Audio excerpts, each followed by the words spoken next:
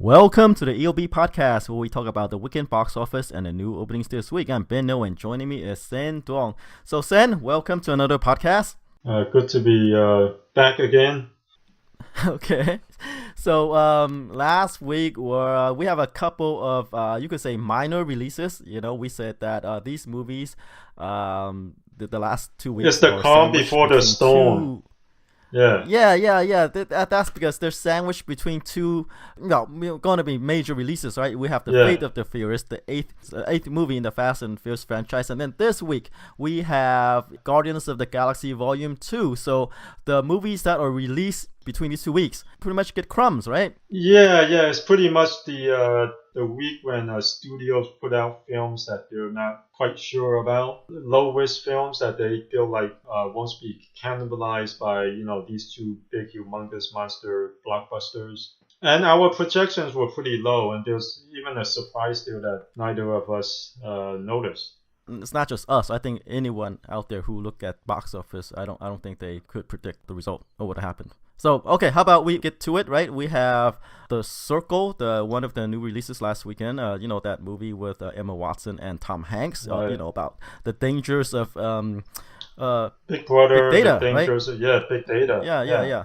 And then there is the comedy, How to Be a Latin Lover, and then there is this movie Sleight, which we thought could perform well, but then it's only released in 565 theaters, so the numbers are a bit low. But we'll get to that, right? How about we jump right in to the number one movie over the weekend?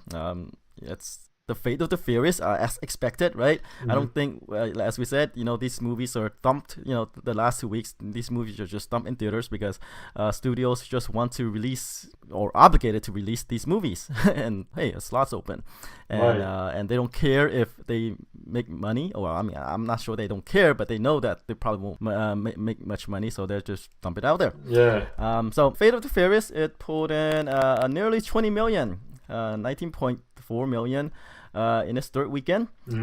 Domestic gross right now is 192, and the worldwide take is about 1 billion, with 867 million of that from overseas.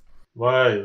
It passed the $1 billion mark over the weekend, so that's its big achievement. We'll see where it goes from here because the previous one, Furious 7, did like 1.5 billion. And I don't think anyone expects this to catch up with that or get anywhere close to it because that's another 500 million worldwide. And because, Fast 7, if you're living under a rock for the last couple of years, it's because Paul Walker died. Yeah. Right? And that generated a huge amount of publicity for the movie. Yeah. Not much more to say about The Fate of the Furious, right? It's gonna, we touched upon it in the previous podcast, is that have we seen peak box office for this franchise, and you say, yeah, it looks like it, but we will know when Fast 9 comes around. Okay, right. Let's move on to number 2. I guess you could say it's the surprise hit, or not surprise hit, but the surprise movie of the weekend. Yeah. Not the biggest surprise though. It's not the biggest surprise? No. It is the biggest surprise to me, okay? But neither you or I or that lone listener that we have predicted this. The second movie coming up to is How to Be a Land Lover, that comedy with Selma Hayek, Rob Lowe, Kristen Bell. I think what we didn't mention from the previous podcast was we didn't know that the star, how do you pronounce this, Eugenio Dobis. Okay, sure. Yeah, he's actually from Instructions Not Included, that surprise land hit from a couple of years ago, that did 44 million in the US. It was targeted towards the Spanish crowd, the Latino crowd. And it was one of those surprise hits that I think when it opened, only opened to 300 something theaters and kind of got to around 1,000 theaters, but slowly but surely ended up making 44 million. And this is his second live action release in the US. We forgot about that, and I think if we look back to it, that we might up our projections a little bit. I think you and I were putting it at like what, 1 million or 2 million? Yes, 1 million. We expect this movie to open 1 million. Yeah. But no.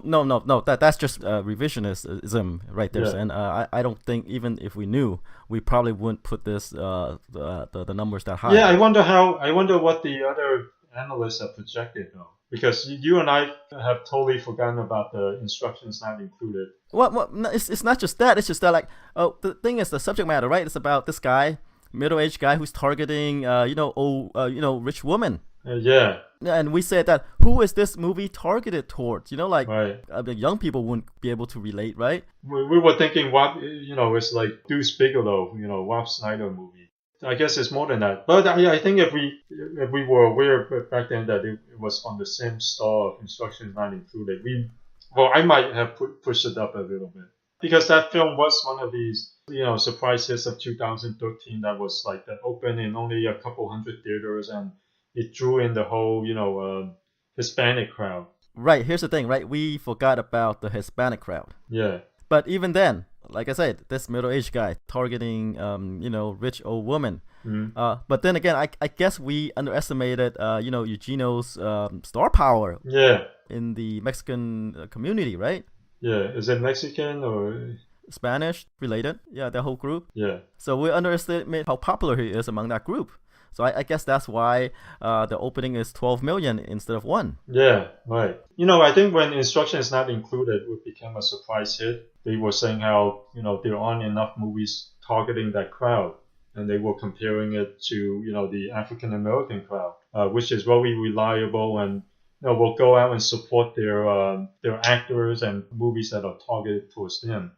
I guess surprisingly, between these two movies, they haven't released more targeting towards that crowd other than this one. Perhaps, but maybe these things comes in cycle. I think because when you are a minority actor.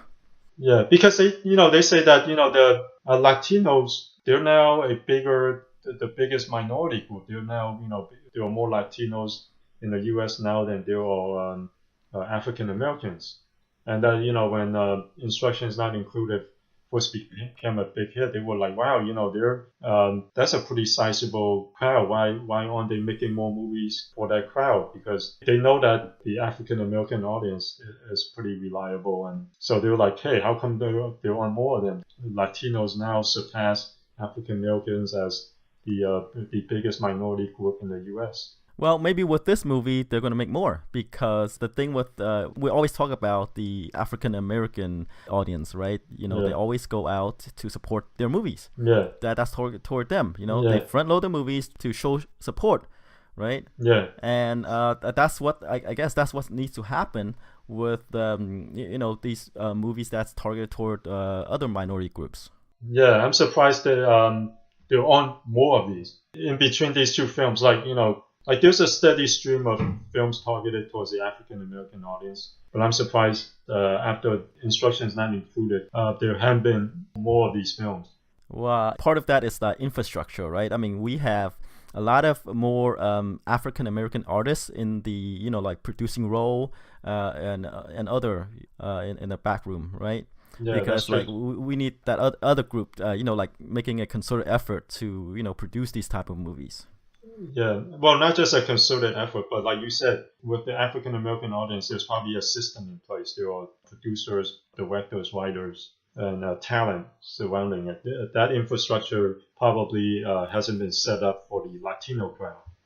As I said, money will flow where it needs to go, and if there is money to be made, they'll make more of these type of movies targeted toward the Latino group or the African American group or even the Asian group, should it happen. Yeah. All right, speaking of niche audiences, I think our third film is the bigger surprise of the week. Yes. And it is, you try to pronounce it. Oh, I watched the trailer and I know how it's pronounced. Okay, so, go ahead. Yay. Baahubali 2, The Conclusion. Right. I think the first film was also opened pretty huge in relative terms in the U.S. In relative terms, it opened pretty huge in just a few hundred theaters. And this one did a lot better. It actually opened to 10 million, which is probably the highest I've seen an Indian film open. It opened to only about 400 theaters. The per screen average is it's about 24,000, which is probably the highest for screen average of the week. It is. Yeah, which is even more impressive because it's at 400 theaters, not, a few theaters. Right, and we didn't talk about this movie because it's it's considered limited, right? Yeah. Under 500 theaters, Yeah. and it performed the best out of all of these movies by per screen average terms, Right. and it is an Indian movie. Yeah, and speaking of reliable audience, films targeted towards Indians are pretty reliable. A lot of times they only open to 100 theaters or 200 theaters, but this crowd will go out and support them. These films, Indian films, reliably sometimes will pop into the top 10, and a lot of times analysts are surprised. They're like, "Oh, here's an Indian film that we haven't heard about that opened in just a few hundred theaters and made it into the top 10." And this one is probably the highest I've seen in a long time. It's at number 3. Right. I believe it is the highest that I've seen also. And if you don't know, right, India makes more film than Hollywood. Yeah, they make more films than Hollywood. Yep. The industry there is huge. Yeah, right. But speaking about movies made for minorities here, right? Yeah. That's what needs to happen. As go to show with How to Be a Land Lover and Baahubali, is that these groups, these target groups, need to go out and support these movies. When we talk about these movies from Asia, like China, for example, or Hong Kong, the same thing needs to happen. They need to go out and support these movies for them to bring more over, for minorities to get more roles. Yeah. Just to kind of tag along, with the discussion here. That's what needs to happen. It's like you follow the money, you go where the money goes, and people will make more or make more films for target these groups. I think that's the simplistic way of looking at it.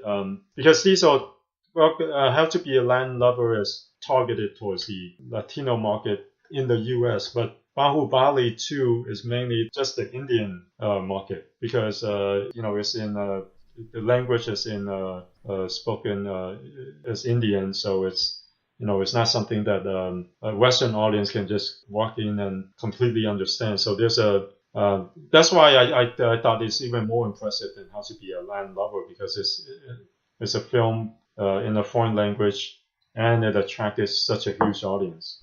Yeah.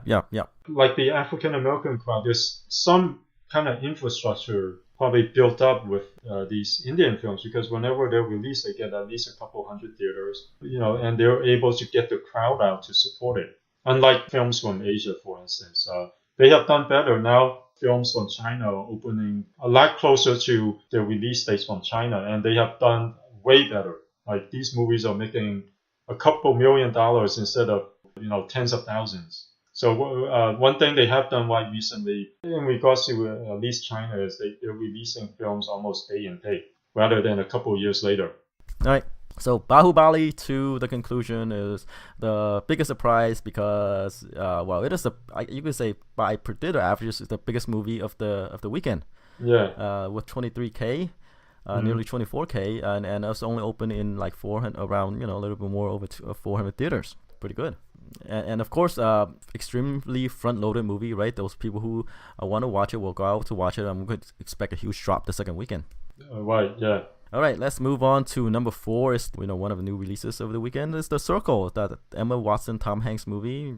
About big data and how the dangers of big data, how they would spy on people and make people do things that they shouldn't do. It pulled in about 9.3 million over the weekend, and of the new releases, I thought this would be the bigger movie, but no. Yeah. Although I think we were pretty close with The Circle, right? We were saying... No, you were pretty close. You said 8 million and I said 5. Oh, okay. You went that low. All right. I went low because I thought, hey, the week is generally going to be low. Yeah. The reviews were horrible. 17% on Rotten Tomatoes. It does have Tom Hanks, and it does have Emma Watson. So that's probably how it got to nearly 10 million. Otherwise, with such poor reviews, could have done a lot worse. Sure, it's based on a book, the movie. Budget's only 18 million, so even though it only opened at around 9 million, it's going to be okay. Yeah. And probably do better overseas because of Tom Hanks and Emma Watson. Yeah, right, totally. You know what? Since they only made it for 18 million, 9 million is not bad. It's actually respectable. And this is from STX, which is not a major distributor. It's kind of a small distributor. They make modest budgeted films. Well, sure, but when you say that this movie underperformed, since it's based on a book, it has Tom Hanks and Emma Watson and John Boyega, it underperformed.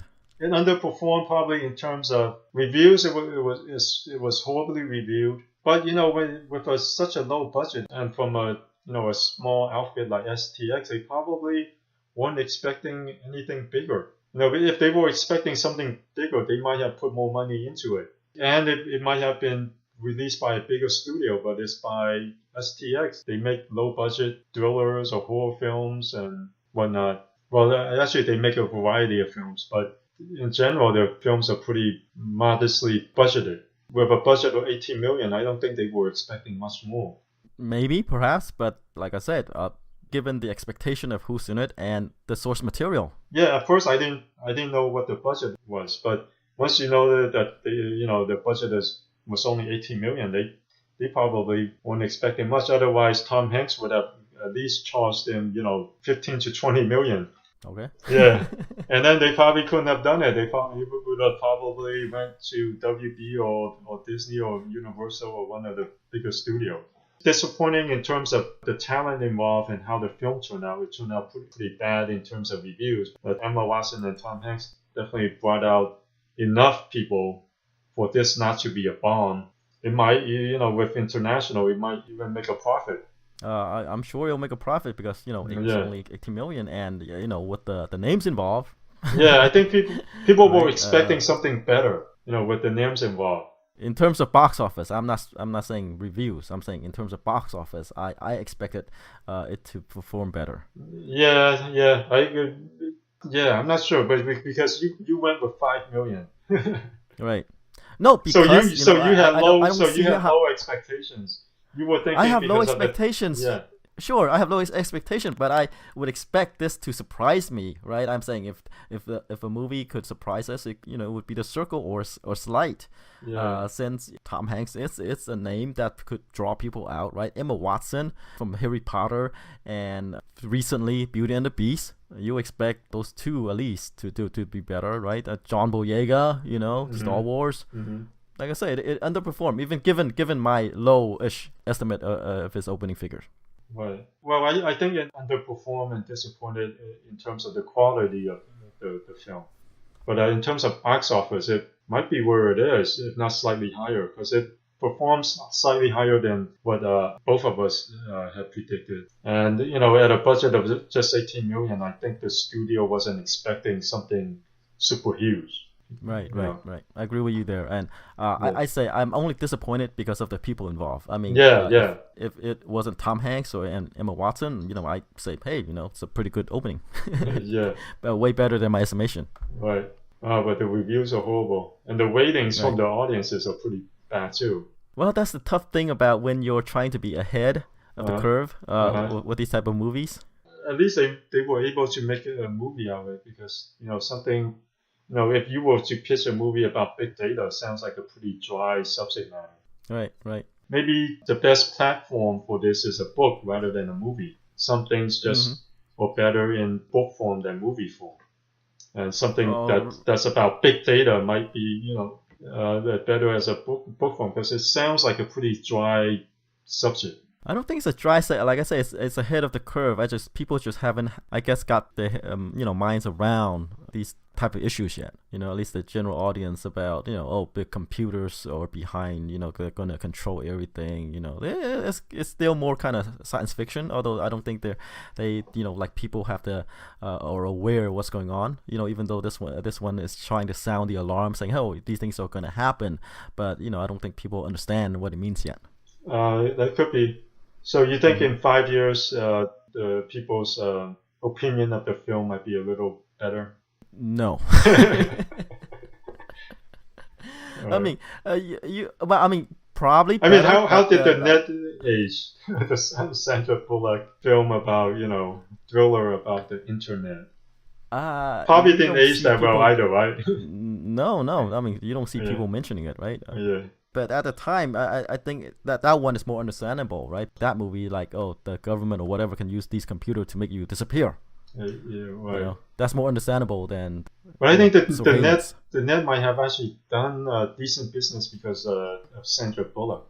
Yeah, you know, she is a huge star there, like one of the top actresses. It at the actually time. ended up doing 51 million back then. So, which, Sandra Bullock terms, not her biggest hits, but medium size. Right, and she's a bigger draw, bigger star than Emma Watson. Yeah. Hey, but All right, even so Tom Hanks. okay, that is the right. Yeah, we probably put more time into it than it deserves, I guess. Okay, so that means it's let's move on to number 5, which Yeah. is the Boss Baby. It pulled in about 9 million. Drop off is only about 29%, so which is pretty good. Mhm. Domestic gross is 148 million, and worldwide is the 396. Right. I think a couple of weeks ago I said, hey, at this current rate, it might not catch up to Home. And you said, hey, Home, the drop off for Home is about the same. And looks like it will eventually make as much as Home. I'm saying, Sam, you know, with the change in art style, they're doing pretty well. DreamWorks Animation. They're doing okay. They still haven't reached the heights of Shrek or Madagascar. No, but you don't get these huge fluctuations. You know, I think they're kind of. But level. at least They're finding this the is groove. not a Turbo, or the penguins of Madagascar. Right. So this is at least in the cruise or How to Train Your Dragon territory. Right, and this is not a sequel, right? This is just another original animation. Yeah, DreamWorks right. Animation, right? So it's they're pretty good Yeah. with the change in animation style. I think nowhere to go but up. They're okay. They're okay.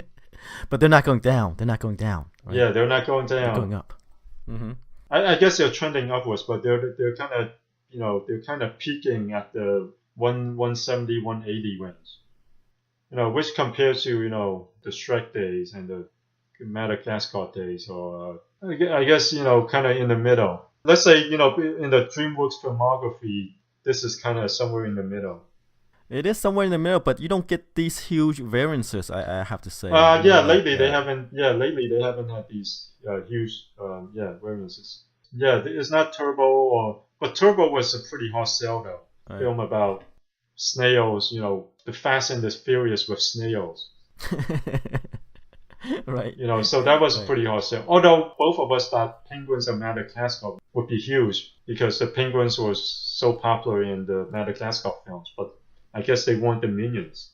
Yeah. We thought, hey, these colorful characters could break out into their own movies, and we were wrong. Yeah, and sometimes they're right, and sometimes they could, like the Minions from the Despicable Me films. And sometimes they're not. So you never know.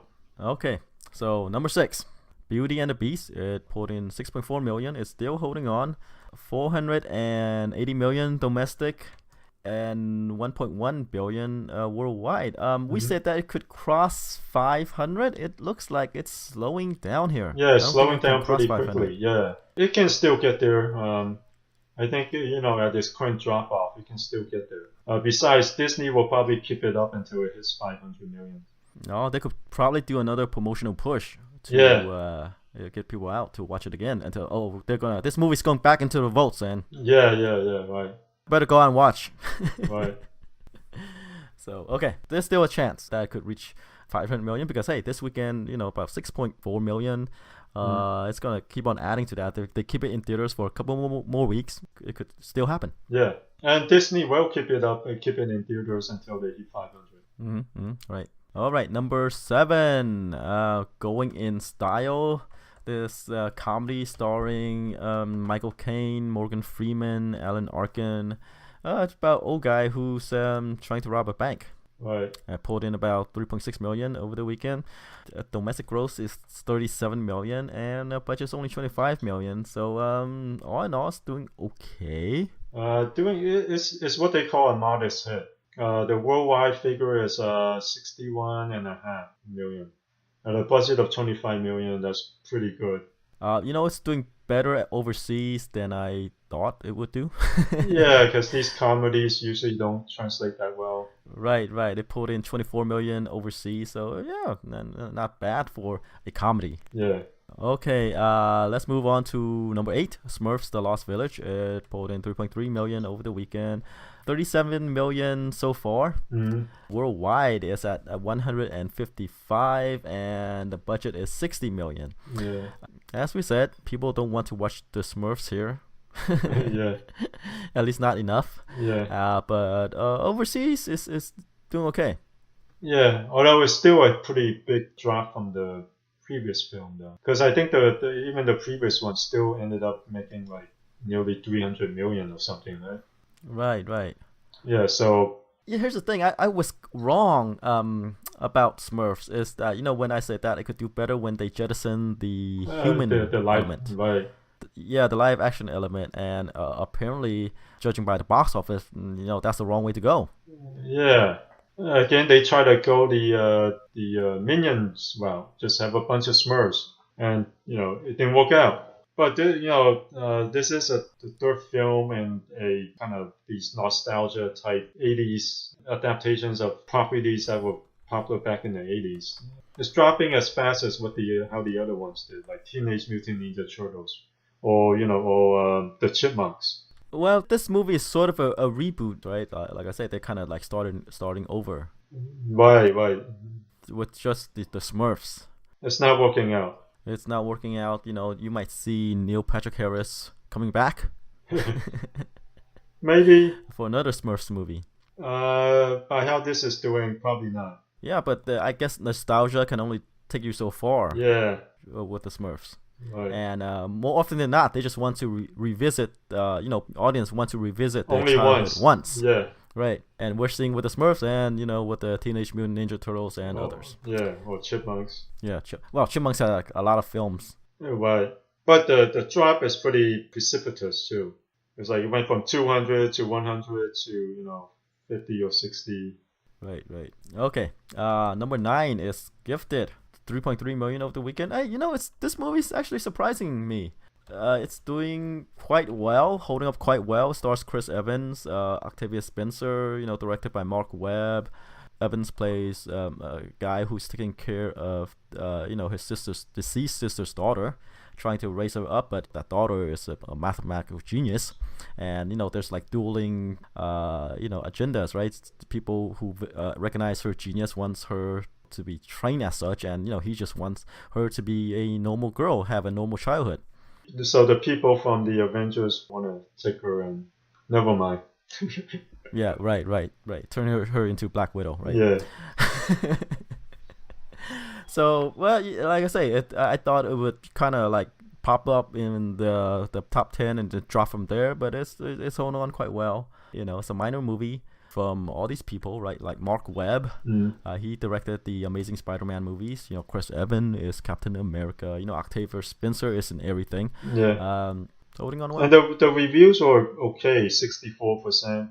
Not bad, not great either for indie film. We haven't seen the budget.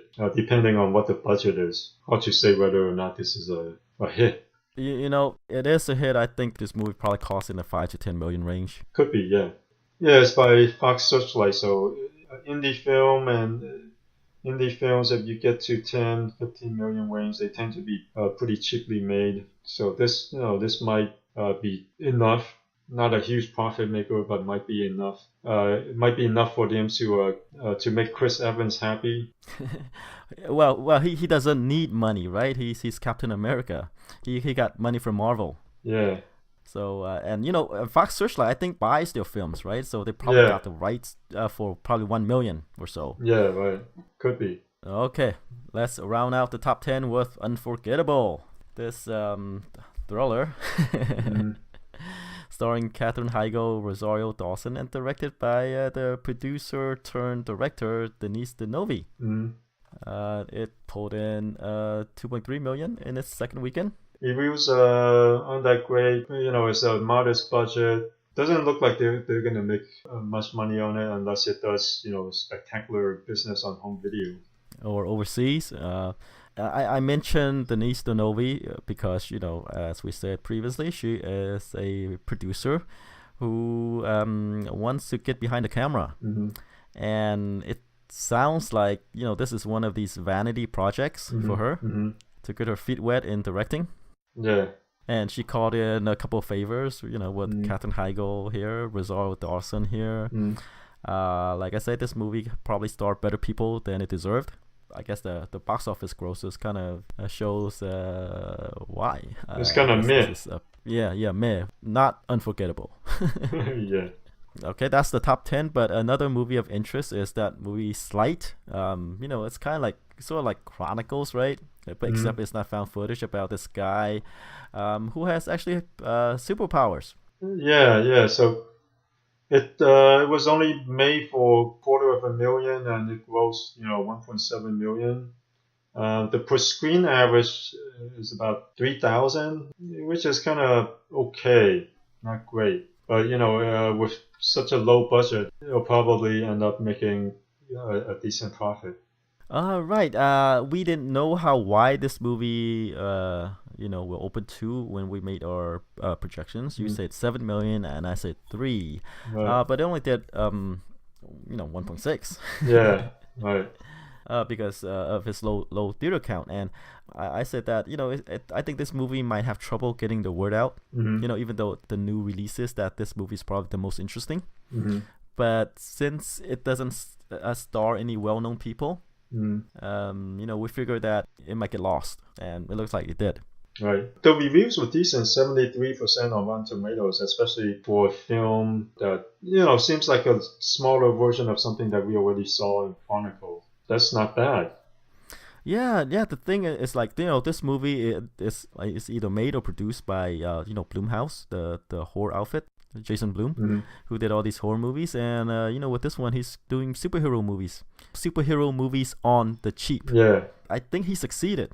Yeah, because it's a very low budgeted film. It probably made enough, and hopefully it'll probably make more on home video. All right, that's it for the box office. And how about we move on to the new release this weekend? There's only one wide release, and that is Guardians of the Galaxy Volume 2. Speaking about this film and Fate of the Furious and the films from last week, which were sandwiched in between. Right. I think the first film opened to what? Was it 65 million or more? No, it opened to 94 million. Oh, wow. Okay. Yeah. So the first one was it was a surprise hit in that people weren't expecting it to be that huge. It opened to 94 million and it ended up grossing 333 million domestically. So people were, because it was part of Marvel, people were expecting it to be a hit, but not that huge of a hit. And it ended up doing 773 million worldwide. Right. We have to rewind a bit, okay? So back then, right, there's only the Avengers, there's only Captain America, there's only Thor, right? Yeah. People, at least Iron Man. That then, yeah. Iron Man, but no one knows. I mean, only the comic people, right? Yeah. No one knows who Guardians of the Galaxy are. Yeah. Previously, we talked about these superhero tiers, right? These lower level guys. Yeah. And Guardians of the Galaxy kind of fit within the lower level. Yeah. Say, people are not that aware of Guardians of the Galaxy, and that's why people aren't expecting Guardians of the Galaxy to do that well. And it's also a different type of superhero movie as well. It's a kind of like an action comedy. Yeah, right. And the thing is, it ended up doing Iron Man business, which is top, top tier superhero movie business. Not second or third tier. Right, and then we know with subsequent movies with these different characters, we say, okay, like the general audience probably don't care about what tier these characters are, or because they don't know who these characters are. With the recent one, what's that one? With the magic thing. Doctor Strange. Yeah, Doctor Strange. I mean, we didn't expect it to do that well, but it did really well because we said that, hey, who's Doctor Strange? People might not know who Doctor Strange is, but hey, I guess with the Marvel brand, people don't care. Yeah. As long as they put out a good product. Right. So far, they always do. Right. And now comes Volume 2. So the reviews are already out. There are already 110 reviews, and it's at 86%, which is pretty high, especially for a sequel. How was the first film review? Was it in the 90s? Yeah, 91%. Yeah, so the first film was 91%, and the second film isn't that far behind at 86%, which is pretty impressive for a sequel. So there's generally a lot of goodwill for this franchise, and Chris Pratt, became a bigger star after the film. So Well, he couldn't help the Magnificent Seven. that's true, but he did help. He did help Jurassic Park. I think Jurassic Park helped him. I don't know. All right. All right, but let's getting back to Guardians. We knew that Volume 2 is gonna be bigger than the first movie because we can say, oh, people don't know what Guardians of the Galaxy are or who they are. 94 million opening, but with familiarity, we expect the people to come back. Yeah. Do you think it's gonna be bigger? Because 94 million is pretty high. Yeah, definitely it's gonna be bigger because the first movie is 94 million, and I think. As you said, with your own role, right? It's like, the goodwill from the first movie will generally help the second movie to bigger opening. All right. How high up are you going? I'm just gonna go with the I guess for comparable movies that open, the first movie that opens in the 90 million range, the second movie generally get a bump around, probably around in the 130 million range. Oh, you're gonna give it that big of a bump? Yeah, it's gonna be that high. Okay, between Thor and Captain America, the bumps were about 30 to 50% bump, so those are pretty high. Mm-hmm. Yep. But this is already so high though. A 30 to 50% bump would be like 130 to 150. Sure. If it's something that people want to see, it could get that high. All right, I'll go conservative. I'll go 120 because remember there's that sequel. Last year there was a lot of sequels have underperformed. Not underperformed, but they didn't perform up to expectations. They still perform well, but not up to the high numbers that people were throwing out. So I'm gonna go 120. Well, there is. I mean, we the sequel fatigue is real, but the one thing the Guardians of the Galaxy has going for it is it's a different kind of movie. It's an action comedy. Generally, you have these world destruction, everyone is so somber, people are dying, etc. But Guardians of the Galaxy is focused on like these characters having fun, and there's even Baby Groot and Rocket Raccoon. They're two-man game going on. Okay. So action comedies, big action comedies, yeah. So what's your number? I'm 130. Oh, 130? Okay, I'm 120. All right. We're not far off. I wouldn't be surprised if it opened higher. Yeah. Okay. So we have our figure for Guardians of the Galaxy Volume 2. Obviously, you think this movie might not open as high. I mean, 120 is still a huge opener. Huge opener. Huge opening, sure, but I'm just saying is how huge, how the second movie, the box office improved, from the first one, and I think this movie has got a place in people's, mindshare, hearts. People will turn out for this movie. Okay, we'll see how huge this film will be. We'll see if sequel fatigue will affect this film. Right. So we'll see if Guardians of the Galaxy Volume 2 could break records. Who knows, right? I mean, we both might be underestimating this movie, or, it might be closer to your number. But there's, with these summer movies, there's always a chance that it could set records. Yeah, there could always be. Okay, tune in next week to see how we did with our projections. All right, see you guys next week.